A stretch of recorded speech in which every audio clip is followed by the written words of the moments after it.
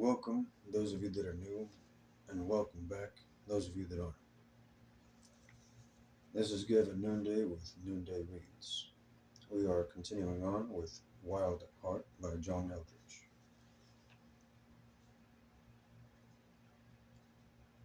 A Beauty to Rescue.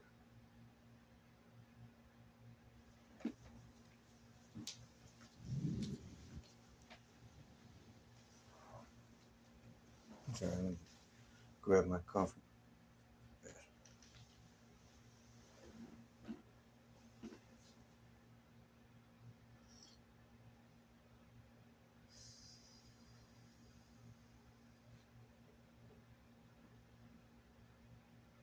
Oh, that's good.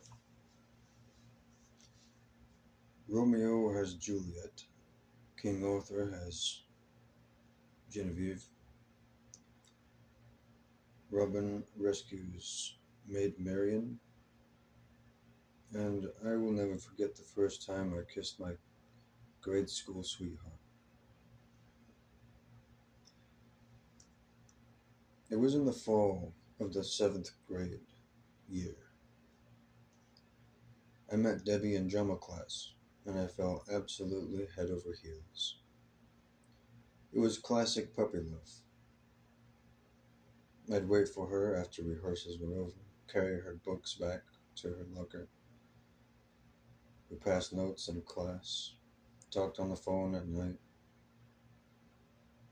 I had never paid girls much attention until now. The desire awakens a bitter. Oh, sorry. The desire awakens a bit later in a boy's journey into manhood. But when it does, his universe turns on its head. Anyway, I longed to kiss her, but just couldn't work up the courage until the last night of the school play. The next day was summer vacation. She was going away, and I knew it would be now or never. Basket. Oh man. Backstage, in the dark, I slipped her a quick kiss, and she returned an even longer one. Do you remember the scene from the movie E.T., where the boy flies across the moon on his bike? Though I rode my little Schwann home, I'm guessing that's a bike. Though I rode my little Schwann home that night, I'm certain I never touched the ground. There's nothing so inspiring to a man as a beautiful woman. She'll make you want to charge the castle, slay the giant, leap across parapets, or maybe hit a home run. One day, during a Little League game, my son Samuel was so inspired. He likes baseball, but most boys starting out aren't sure they really have it in them to be a great player. Sam's our firstborn, and like so many firstborns, he is cautious. Well, I guess that explains some things. He always lets a few pitches go before he takes a swing, and when he does, it's never a full swing. Every one of his hits, up till this point, were in the infield. Anyway, just as Sam steps up to bat this one afternoon, his friend from down the street, a cute little blonde girl, shows up along the first base line. Standing up on tiptoe, she yells. She yells out his name and waves to Sam. Pretending he doesn't notice her, he broadens his stance, grips his bat a little tighter, looks at the pitcher with something fierce in his eye. First one over the plate, and he knocks it into center field.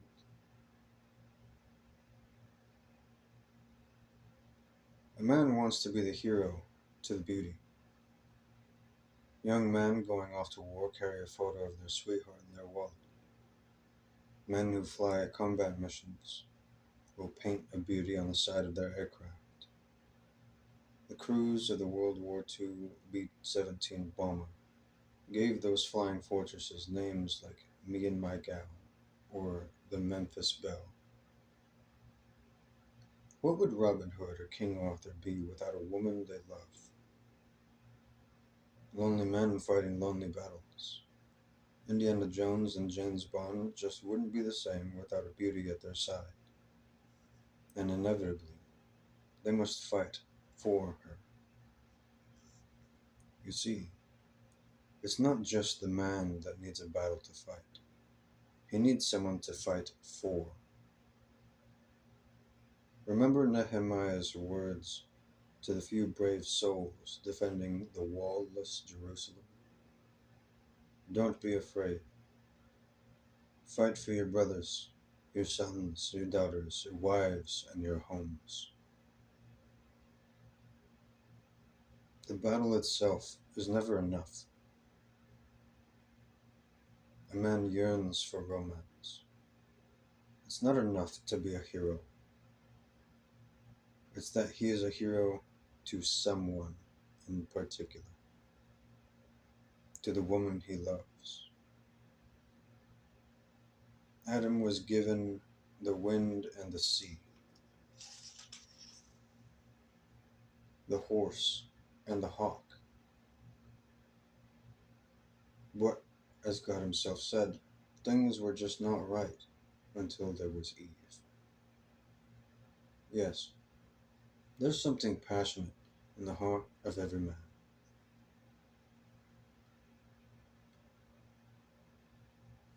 The feminine heart.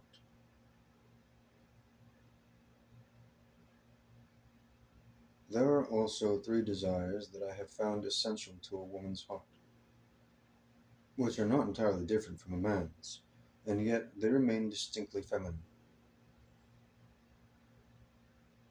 Not every woman wants a battle to fight, but every woman yearns to be fought for. Listen to the longing of a woman's heart. She wants to be more than noticed. She wants to be wanted. She wants to be pursued. I just want to be a priority to someone, a friend in her 30s told me. And her childhood dreams of a knight in shining armor coming to rescue her are not girlish fantasies. They are the core of the feminine heart and the life she knows she was made for. So Zack comes back for Paula in The Officer and a Gentleman. Frederick comes back for Joe in Little Woman. And Edward returns to pledge his undying love for Eleanor in Sense and Stability. Every woman wants an adventure to share. One of my wife's favorite films is The Man from Snowy River. She loves the scene where Jessica, the beautiful young heroine, is rescued by Jim, her hero, and together they ride on horseback through the wilds of the Australian wilderness. I want to be Isabel in Lady Hawk, confessed another female friend. I want to be cherished, pursued, fought for, yes, but I also want to be strong and a part of the adventure. So many men make the mistake of thinking that the woman is the adventure, but that this is where I misread that. I'm sorry. But that is where the relationship immediately goes downhill. The woman doesn't want to be the adventure, she wants to be caught up into something greater than herself. A friend went on to say, I know myself, and I know I'm not the adventure.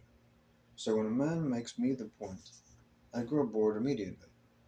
I know that story. Take me into one I don't know. And finally, a woman wants to have a beauty to unveil. Not to conjure, not to. Alright, yeah. And finally, a woman wants to have a beauty to unveil. Not to conjure, but to unveil. Most women feel pressure to be beautiful from very young, but that is not what I speak of.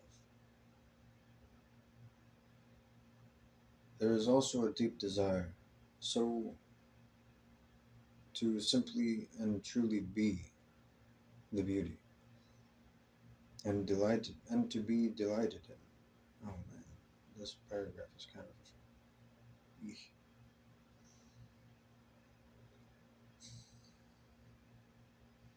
Most little girls will remember playing dress up, or wedding day, or twirling skirts. Those flowering dresses, flowing, those flowing dresses that were perfect for spinning around in. She'll put her pretty dress on, come into the living room, and twirl. What she longs for is to capture her daddy's delight. My wife remembers standing on top of the coffee table as a little girl of 5 or 6 and singing her heart out. Do you see me? Asks the heart of every girl. And are you captivated by what you see? The world kills a woman's heart when it tells her to be tough, efficient, independent. Sadly, Christianity has missed her heart as well. Walk into most churches in America and have a look around. Ask yourself this question: what is a Christian woman? Again, don't listen to what is said. Look at what you find there. There's no doubt about it. You'd have to admit a Christian woman is tired.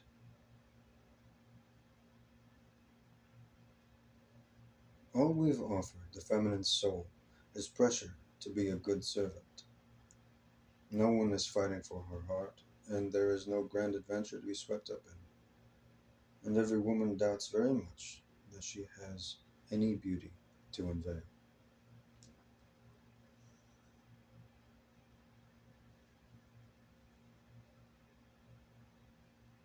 By way of the heart, which should you, which would you rather be said of you? Harry? Sure, I know him. He's a real sweet guy. Or, yeah, I know about Harry. He's a dangerous man, in a really good way. Ladies, how about you? Which man would you rather have as your mate? Some women hurt by masculinity gone bad. Oh, some women, hurt by masculinity gone bad, might argue for the safe man, and then wonder why, years later, there's no passion in their marriage. Why he is distant and cold.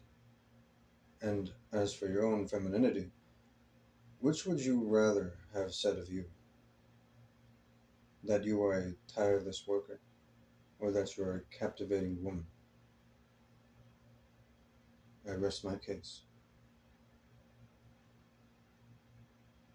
What if, what if those deep desires in our hearts are telling us the truth, revealing to us the life we were meant to live? God gave us eyes so that we might see. He gave us ears that we might hear. He gave us wills that we might choose. And He gave us hearts that we might live. The way we handle the heart is everything. A man must know he is powerful, He must know he has what it takes. A woman must know she is beautiful, and she must know she is worth fighting for. But you don't understand, said one woman to me. I'm living with a hollow man. No, he's in there. His heart is there. It may have evaded you, like a wounded animal, always out of reach, one step beyond your catching. But it's there.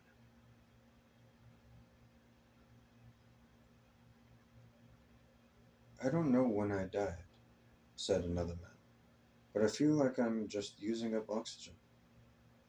I understand. Your heart may feel dead and gone, but it's there. Something wild and strong and valiant, just waiting to be released.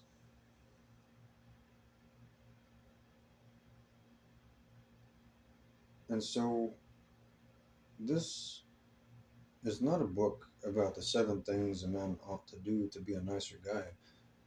It is a book about the recovery and the release of a man's heart, his passions, his true nature, which has been given by God. It's an invitation to rush the fields at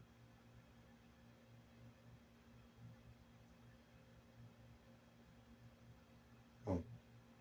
It's an invitation to rush the fields at Ban,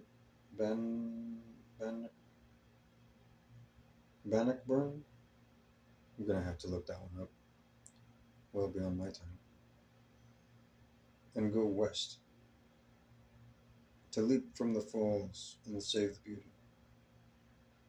For if you're going to know who you truly are as a man, you're gonna have to find a life worth living. If you're going to love a woman deeply and not pass on your confusion to your children, you simply must get your heart back. You must head up into the high country of the soul, into the wild and uncharted regions, and track down that elusive prey.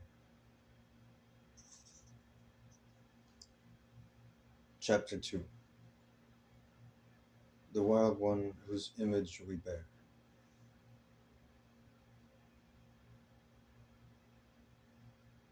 How would telling people to be nice to one another get a man crucified?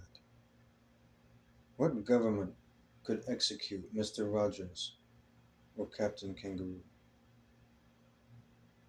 Philip Yancey. Safe? Who said anything about safe? Of course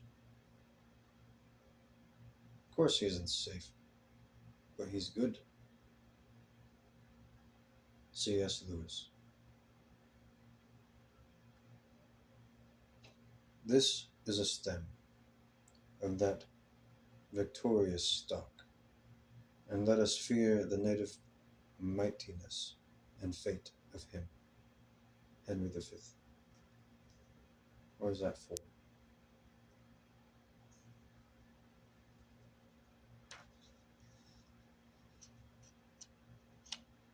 I'm not exactly versed on my Roman numerals.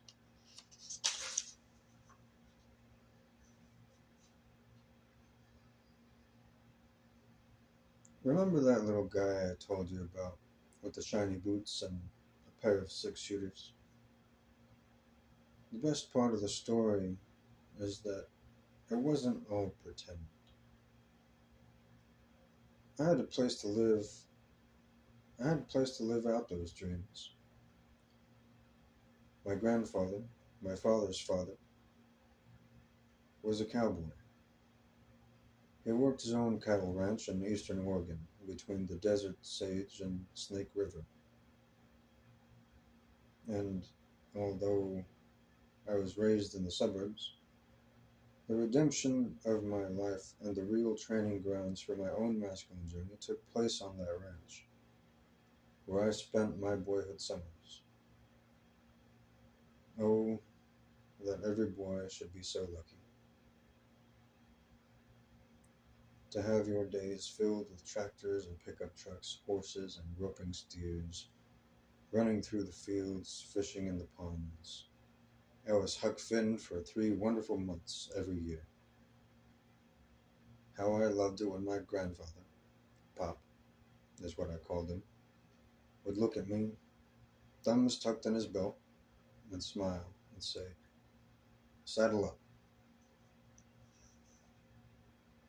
One afternoon, Pop took me into town to my favorite store.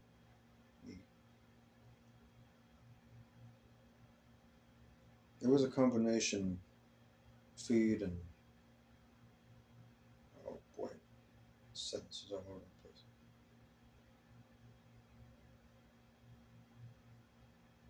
One afternoon, Pop took me into town to my favorite store. It was a combination feed and track, hardware, ranch supply shop, the classic dry goods store of the Old West, a wonderland of tools and equipment, saddles, brittles, blankets, fishing gear, pocket knives, rifles. It smelled of hay and linseed oil, of leather and gunpowder and kerosene. All the things that thrill a boy's heart. That summer, Pop was having a problem with an overrun pigeon population on the ranch. He hated the dirty birds, feared they were carrying diseases to the castle. Flying rats is what he called them. Pop walked straight over to the firearms counter, pulled out a BB rifle, quart-sized milk carton, without with about 1 billion BBs in it, and handed them to me.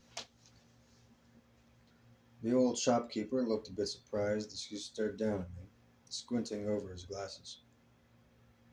"Isn't he a bit young for that?" Pop put out his hand on my shoulder and smiled. "This is my grandson, Hal." Actually, I think Hal is the cashier's name. "This is my grandson, Hal. He's riding shotgun for me."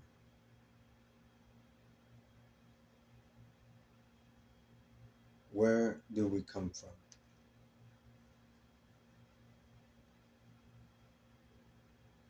I may have walked into the feed store a squirrely little kid, but I walked out as Sheriff Wyatt Earp, the Lone Ranger, Kit Carson. I had an identity and a place in the store. I was invited to be dangerous. If a boy is to become a man, if a man is to know he is one, this is not an option. A man has to know where he comes from and what he's made of.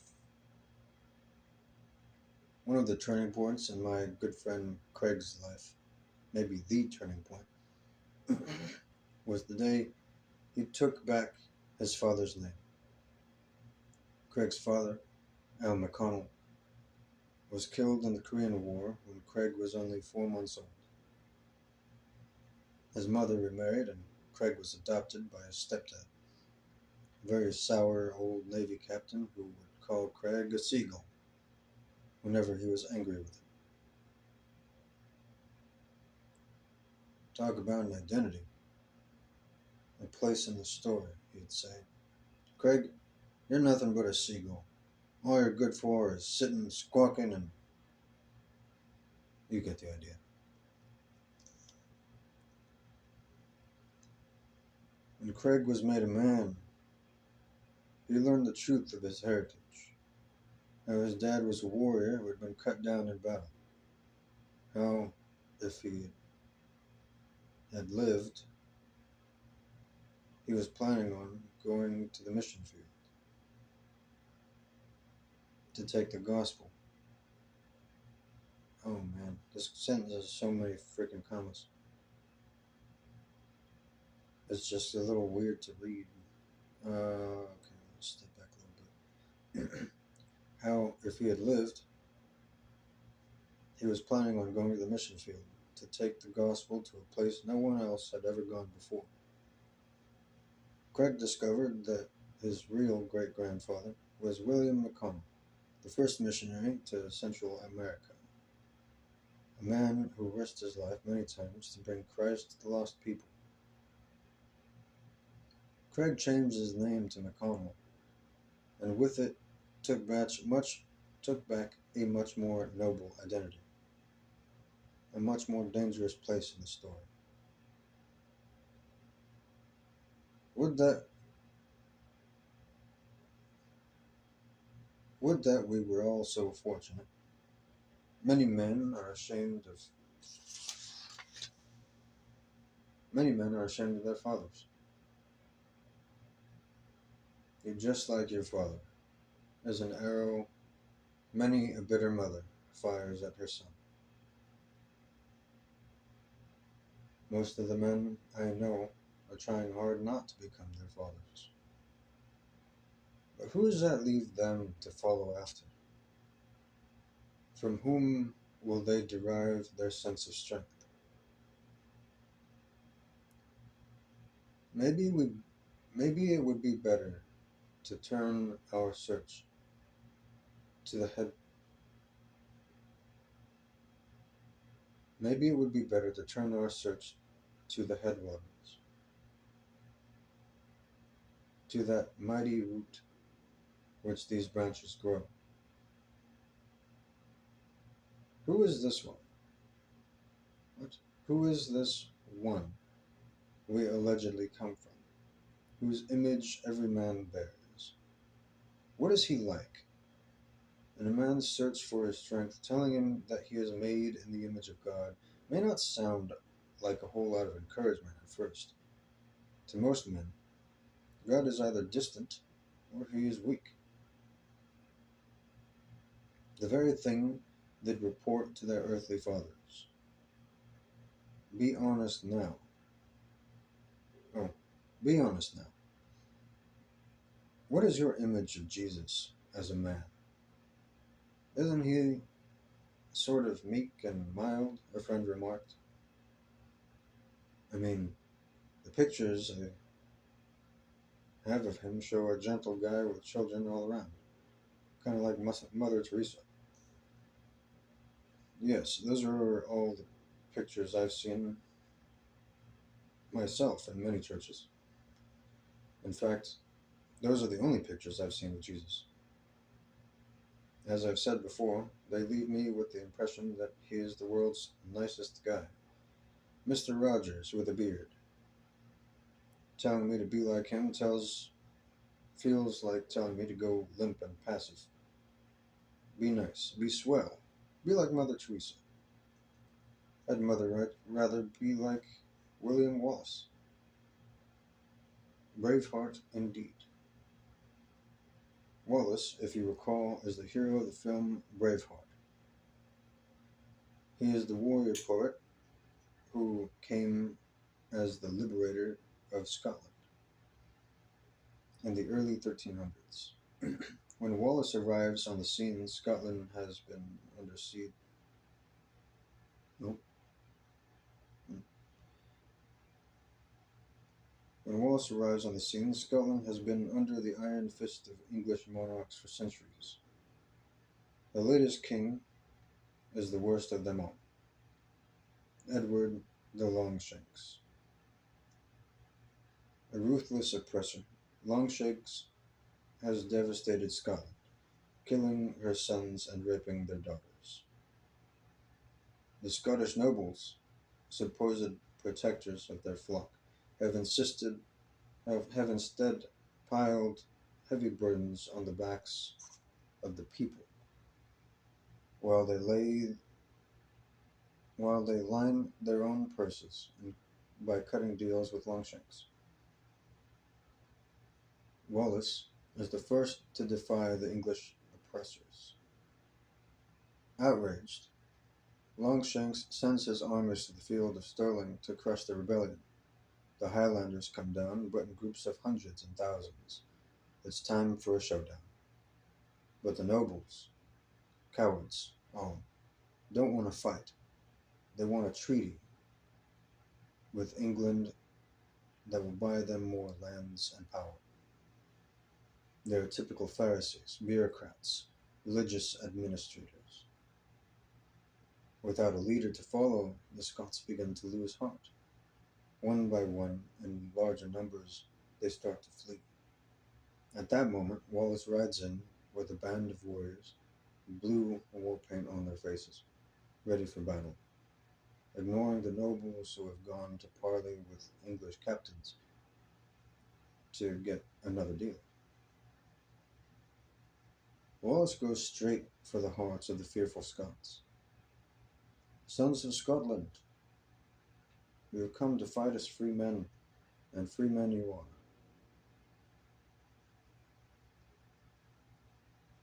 He gives them an identity and a reason to fight. He reminds them that a life lived in fear is no life at all. That every last one of them will die someday, and dying in your beds many years from now. Oh, and dying in your beds many years from now, would you be willing to trade all the days from this day to that? To come back here and tell your enemies that they may take our lives, but they'll never take our freedom? He tells them that they have what it takes. At the end of his stirring speech, the men are cheering. They're ready. And then Wallace's friend asks, "Fine speech. Now what do we do?" "Just be yourselves." "Where are you going?" "I'm going to pick a fight."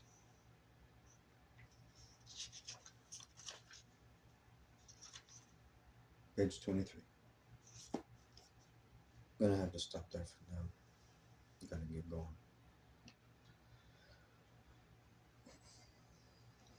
Hope you enjoyed.